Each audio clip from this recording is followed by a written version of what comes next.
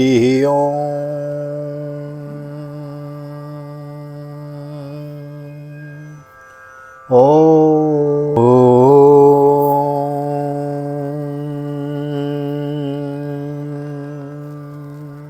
जय श्री राधे, जय श्री कृष्ण।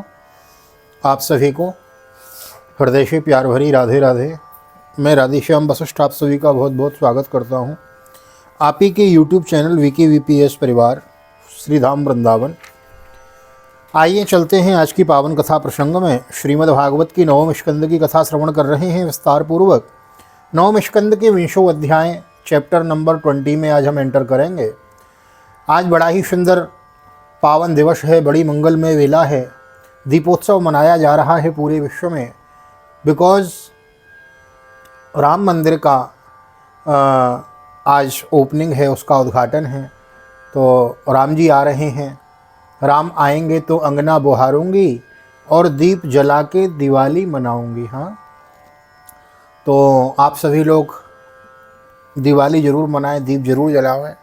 आज प्रातःकाल मोहल्ले में चर्चा हो रही थी कि भाई कल दिवाली है। तो दिवाली है, 2 दिवाली मनाया जाया करेंगी अब भारत में। एक तो जो आती है कार्तिक मास में, और दूसरी अब यह 22 जनवरी को। तो आप सभी दीपोत्सव घरों में ज़रूर मनावें। आपके घर में जो राम मंदिर हो वहाँ को सेवा पूजा अर्चना ज़रूर करें। राम रक्षा स्तोत्र पाठ का आप पाठ करें और राम नाम संकीर्तन करें, बिकॉज आज बड़ा ही दिव्य उत्सव है। तो आप सभी को राम मंदिर के ओपनिंग की बहुत बहुत शुभकामनाएं, बहुत बहुत बधाई। राम जी की प्राण प्रतिष्ठा की आज राम प्राण प्रतिष्ठा होगी अवध में। तो हम सभी वहाँ एक बार मानसिक रूप से अपनी हाजिरी लगा के जय जयकार करते हैं। बोलो रामचंद्र भगवान की जय, श्री हनुमान जी महाराज की जय। तो आप सभी को एक बार बहुत बहुत पुनः बधाई, बहुत बहुत शुभकामनाएं राम मंदिर की स्थापना की। तो आइए देर न करते हुए आज की पावन कथा प्रसंग में ले चलता हूँ। निवेदन अवश्य करना चाहूँगा, हमारे चैनल पे यदि प्रथम बार आए हैं तो हमारे चैनल को सब्सक्राइब कर लें, बेल आइकन को भी प्रेस कर दें। देर न करते हुए ले चलता हूँ आज की पावन कथा प्रसंग में। सर्वप्रथम करेंगे गोविंद नाम संकीर्तन। श्री कृष्ण गोविंद हरे मुरारी, हे नाथ नारायण वासुदेव। श्री कृष्ण गोविंद हरे मुरारी, हे नाथ नारायण वासुदेव। हे नाथ नारायण वासुदेव, हे नाथ नारायण वासुदेव। श्री कृष्ण गोविंद हरे मुरारी, हे नाथ नारायण वासुदेव। नारायणं नमस्कृत्यं नरं चैव नरोत्तमं देवीं सरस्वतीं व्यासं ततो जयमुदीरयेत्।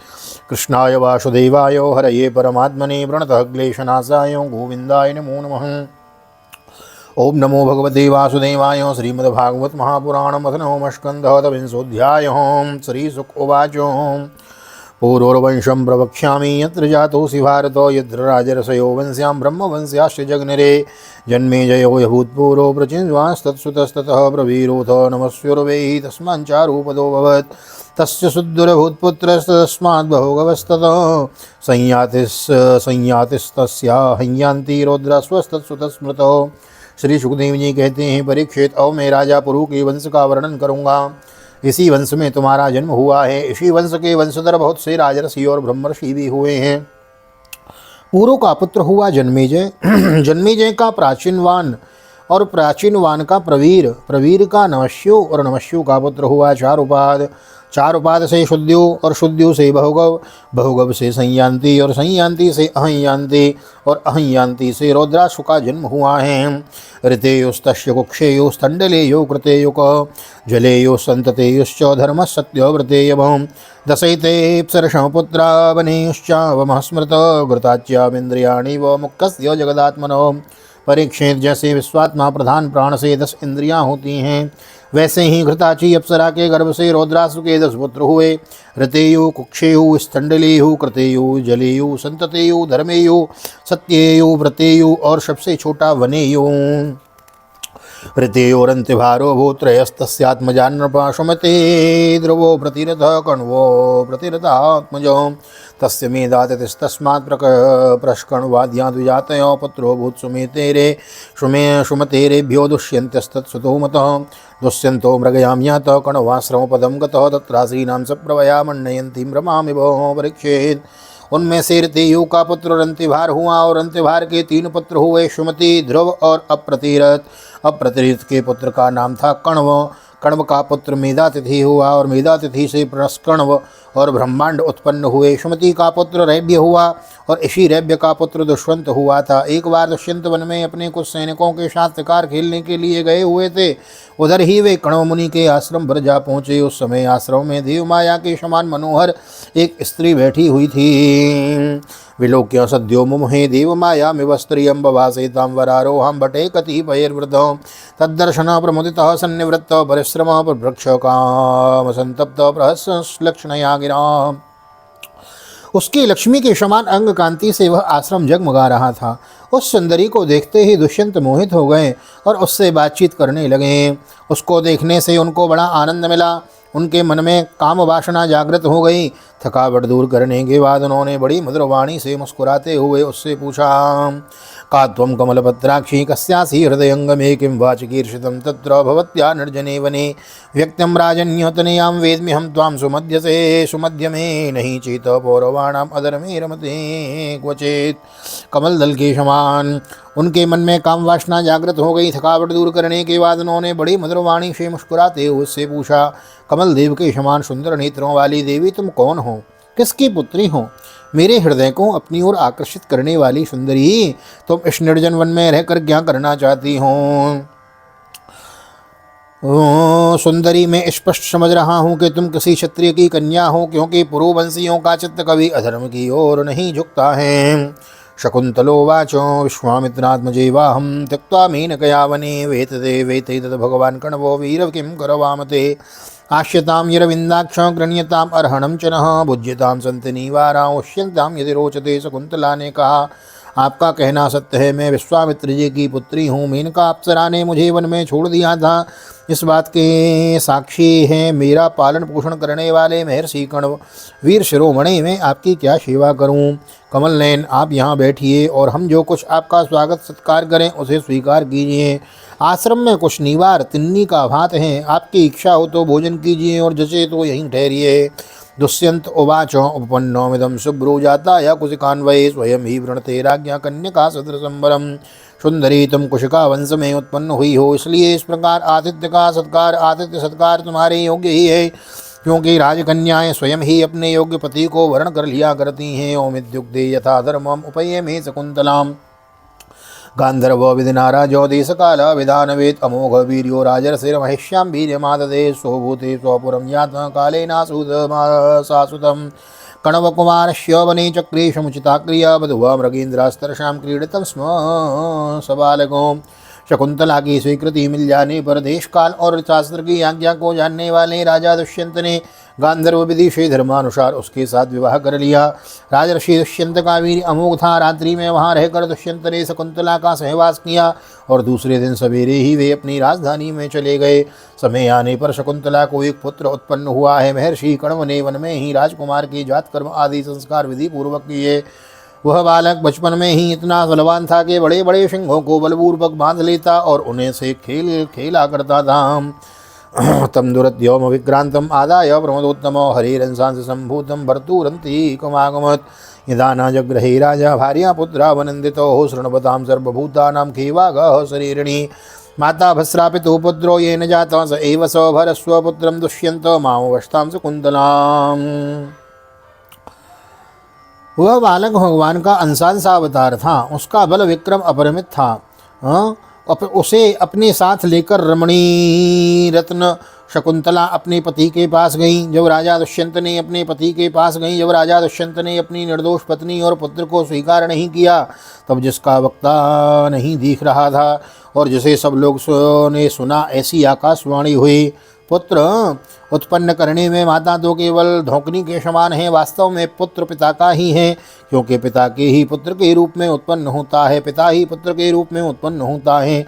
इसलिए दुष्यंत, तुम शकुंतला का तिरस्कार न करो, अपने पुत्र का भी भरण पोषण करो। रेतोधा पुत्रो नयति नरदेव यमक्षया तुम चास्यो दाता गर्भस्य सत्यमाह शकुंतला पितरियो परतेशोपि चक्रवर्ती महायसा महिमा गीयते तस्य हरिरंस भुवो भुवि।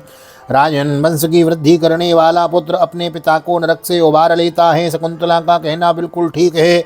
इसी गर्भ को धारण करने वाले तुम ही हो। परीक्षित, पिता दुष्यंत की मृत्यु हो जाने के बाद वह परम यशस्वी बालक चक्रवर्ती सम्राट हुआ। उसका जन्म भगवान के अंश से हुआ था। आज भी पृथ्वी पर उसकी महिमा का गान किया जाता है। उसके दाहिने हाथ में चक्र का चिन्ह था और पैरों में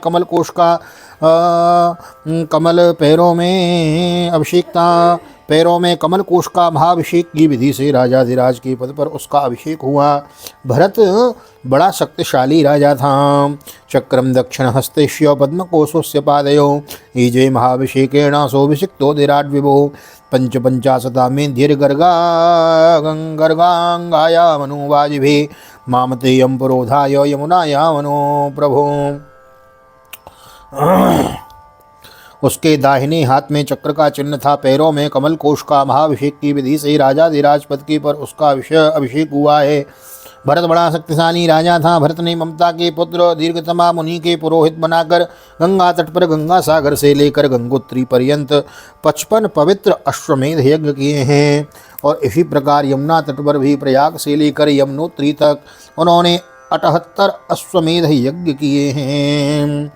अष्टसप्ततिमेध्यास्वान् बबन्ध प्रदाद वसुवर तस्य हि दोष्यन्तेरग्नि साची गुणे चितं सहस्रं वधवसो यस्मिन् ब्राह्मणागां विवेजिरे स्त्रयस्त्रिंशक्षतं यास्वान् वधुवा विस्मापयन् नृपान् दोष्यन्ति रेत्यगान्मायां देवानां गुरुमाययो मृगान् शुक्ल ततः कृष्णान् हिरण्येन परिव्रतान् अदातः कर्मणि मश्नारे नियुतानि चतुर्दशम्। यमुनोत्री तक उन्होंने 78 अश्वमेध यज्ञ किए। इन सभी यज्ञों में उन्होंने अपार धनराशि का दान किया था। दुष्यंत कुमार भरत का यज्ञ अग्नि स्थापन बड़े ही उत्तम गुण वाले स्थान में किया गया था। उस स्थान में भरत ने अपनी गौएं दान की थीं। 1000 ब्राह्मणों में प्रत्येक ब्राह्मण को एक एक बद्ध यानी कि 13,084 गौएं मिली थीं। इस प्रकार राजा भरत ने उन यज्ञों में 133 घोड़े बांधकर 133 यज्ञ करके समस्त नरपतियों को असीम आश्चर्य में डाल दिया। इन यज्ञों के द्वारा इस श्लोक में तो राजा भरत को परम यश मिला ही, अंत में उन्होंने माया पर भी विजय प्राप्त की और देवताओं के परम गुरु भगवान श्री हरि को प्राप्त कर लिया। मृगान् शुक्ल ततः कृष्णान् हिरण्येन परिव्रतान् अदात कर्मणि मश्नारे नियुतानि चतुर्दश। भरतस्य महत्कर्म न पूर्वेण परे नृप नेवा पुनैर्व प्राप्स्यन्ति बाहुव्यां त्रिदिवं यथा किरातहूणान् यवनान्ध्रान् कंकणान् खशांशकान् किरातहूणान् यवनान् नन्ध्रान् कंकान् खशांशकान् ब्रह्मण्यान् नृपांश्चन्नान् म्लेक्षान् दिग्विजयखिलान्। विजय प्राप्त की और देवताओं के परम गुरु भगवान श्री हरि को प्राप्त कर लिया। यज्ञ में एक कर्म होता है मशनार, उसमें भरत ने सुवर्ण से विभूषित श्वेत दांतों वाले तथा काले रंग के 14 लाख हाथी दान किए। भरत ने जो महान कर्म किया था वह न तो पहले कोई राजा कर सका था और न तो आगे ही कोई कर सकेगा। क्या कभी कोई हाथ से स्वर्ग को छू सकता है? भरत ने दिग्विजय के समय किरात, हूण, यवन, अंध्र, कंक, खश, शक और म्लेक्ष आदि समस्त ब्राह्मण द्रोही राजाओं को मार डाला था। जिद्वा पुरासुरा देवान ये रशोकांसि भेजिरे देवास्त्रियोर सामनीता प्राण भी पुनराहरत सर्वकामांत दुहृतो प्रजानां तस्य रोदसी क्षमास्त्रीण वसाहस्रेण दिक्षुम चक्रम वर्तयत स सम्राट लोकपालाज्ञर ऐश्वर्य मदिराश्रियम चक्रम चास्य किल चास्कलितम प्राणान् मृत्युषु पररामो। पहले युग में बलवान असुरों ने देवताओं पर विजय प्राप्त करनी थी और मेरशातल में रहने लगे थे। उस समय वे बहुत सी देवांगनाओं को रसातल में ले गए। राजा भरत ने फिर से उन्हें छुड़ा दिया। उनके राज्य में पृथ्वी और आकाश प्रजा की सारी आवश्यकताएं पूर्ण कर देते थे। भरत ने 27,000 वर्ष तक समस्त दिशाओं का एक छत्र शासन किया। अंत में सार्वभौम सम्राट भरत ने यही निश्चय किया कि लोकपालों को भी चकित कर देने वाला ऐश्वर्य, सार्वभौम संपत्ति, अखंड शासन और यह जीवन भी मिथ्या ही है। यह निश्चय करके वे संसार से उदासीन हो गए। तस्यासन्नभवेधर्व्यो पत्न्या स्त्रीस्रः सुसम्मतौ जगनुस्त्यागो भयात् पुत्रा नानरूपा इतीरते तस्यैवं वितते वंशे वितदर्थं यजतः सुतं मरुत्सोमेन मरुतो भरद्वाजोमुपादतो वन्दिरवत्न्यां भ्रातृपत्न्यां मैथुनायां बृहस्पति प्रवृत्तो वारितो गर्भो सप्तावीर्यमवासृजयत्। परीक्षित विदर्भराज की 3 कन्याएं सम्राट भरत की पत्नियां थीं। वे उनका बड़ा आदर भी करते थे, परंतु जब भरत ने उनसे कह दिया कि तुम्हारे पुत्र मेरे अनुरूप नहीं है, तो वे डर गईं और कहीं सम्राट हमें त्याग न दे, इसलिए उन्होंने अपने बच्चों को मार डाला। इस प्रकार सम्राट भरत का वंश वितत अर्थात विच्छिन्न होने लगा। तब उन्होंने संतान के लिए मरुत्सोम नाम का यज्ञ किया। इससे मरुद्गुणों ने प्रसन्न होकर भरत जी को भरद्वाज नाम का पुत्र दिया। भरद्वाज की उत्पत्ति का प्रसंग यह है कि एक बार बृहस्पति जी ने अपने भाई उदत्त की गर्भवती पत्नी से मैथुन करना चाहा। उस समय गर्भ में जो बालक दीर्घतमा था उसने मना किया, किंतु बृहस्पति जी ने उसकी बात पर ध्यान न दिया और उसे तू अंधा हो जा ऐसा शाप देकर बलपूर्वक गर्भाधान कर दिया। तम त्यक्तु कामां ममतां भरद्युर्त्याग विशंकितां नाम निर्वर्चनं तस्य श्लोकमेनं सुराजगु मूढे भरद्वाजमिमं भरद्वाजं बृहस्पते यातो यदुक्त्वा पितरो भरद्वाजस्ततस्त्वयम्। उदत्त की पत्नी ममता इस बात से डर गईं कि कहीं मेरे पति मेरा त्याग न कर दें, इसलिए उसने बृहस्पति जी के द्वारा होने वाले लड़के को त्याग देना चाहा। उस समय देवताओं ने गर्भस्थ शिशु के नाम का निर्वचन करते हुए यह कहा कि बृहस्पति जी कहते हैं कि अरि मूढ़े, यह मेरा औरस और मेरा भाई का क्षेत्रज, इस प्रकार दोनों का पुत्र द्वाज है, इसलिए तू डर मत, इसका भरण पोषण कर। भर इस पर ममता ने कहा, बृहस्पति यह मेरे पति का नहीं, हम दोनों का ही पुत्र है, इसलिए तुम ही इसका भरण पोषण करो। तम त्यक्तु कामां ममतां भरद्युर्त्यागा विशंकितां नाम निर्वर्चनं तस्य श्लोकमेनं सुराजगो मूढे भारद्वाजमिमं भरद्वाजं बृहस्पते यातो यदुक्त्वा पितरो भरद्वाजस्ततस्त्वयम्। इस प्रकार आपस में विवाद करते हुए माता पिता दोनों ही इसको छोड़कर चले गए, इसलिए इस लड़के का नाम भरद्वाज हुआ। देवताओं के द्वारा नाम का ऐसा निर्वचन होने पर भी ममता ने यही समझा कि यह मेरा पुत्र वितत अर्थात अन्याय से पैदा हुआ है। चोद्यमाना सुरेरेवं मंत्रा विततमात्मजं विसर्जन मरुतो बिभ्रन तत्तोयम विततेन्वये। अतः उसने उस बच्चे को छोड़ दिया और मर्दगुणों ने उसका पालन किया, और जब राजा भरत का वंश नष्ट होने लगा तब उसे लाकर उनको दे दिया। यह वितत भरद्वाज भरत का दत्तक पुत्र हुआ। सुस्त श्रीमद्भागवते महापुराणे पारमहंस्यां संहितायां नवम स्कंदे विंशोत्सवः श्री बालकृष्ण चरणार्पणमस्तु। कृष्णाय वासुदेवाय हरये परमात्मने प्रणतक्लेशनाशाय गोविंदाय नमो नमः। हरे कृष्ण कृष्ण कृष्ण हरे हरे, हरे रामो राम रामो हरे हरे। राधे कृष्ण कृष्ण कृष्ण राधे राधे, राधे श्याम श्याम श्याम राधे राधे। बोलो भागवत भगवान की जय, राधा कृष्ण भगवान की जय, राधा सर्वेश्वर भगवान की जय, सीतारामचंद्र भगवान की जय, श्री हनुमान जी महाराज की जय, श्री गोवर्धन नाथ की जय, यमुने महारानी की जय, वृंदावन वाके बिहारी लाल की जय, गैया मैया की जय, तुलसी मैया की जय, अपने अपने माता पिता की जय, सद्गुरुदेव भगवान की जय, आज की आनंद की जय, राजा रामचंद्र भगवान की जय, राम मंदिर उद्घाटन महोत्सव की जय, बोलो राजा रामचंद्र भगवान की जय, आज की आनंद की जय। जय जय श्री राधे, जय जय श्री राधे, जय जय श्री राधे श्याम, जय जय राधे जय जय श्याम। सबको मिले वृंदावन धाम और साथ में सबको मिले अयोध्या धाम। तो आप भी अवध में जाएं 22 के बाद में, आज के बाद में अगले महीने जाएं, बच्चों को ले जाएं, छुट्टी होवे तो वहाँ ज़रूर जावें, दर्शन करके आवें, शरीरों में गोता लगा के आवें और देख के आवें राम लला का जन्म स्थान पर कितना भव्य मंदिर बना है। हमें भी निमंत्रण मिला है, पीले चावल मिले हैं, चिट्ठी आई है, लेकिन प्रधानमंत्री नरेंद्र मोदी जी का कहना है कि 22 के बाद आवें अभी बालकों के पढ़ाई भी चली हुई है, तो गर्मियों की छुट्टियों में जाएंगे हम भी। बाकी हमारा मन तो अवध में ही है।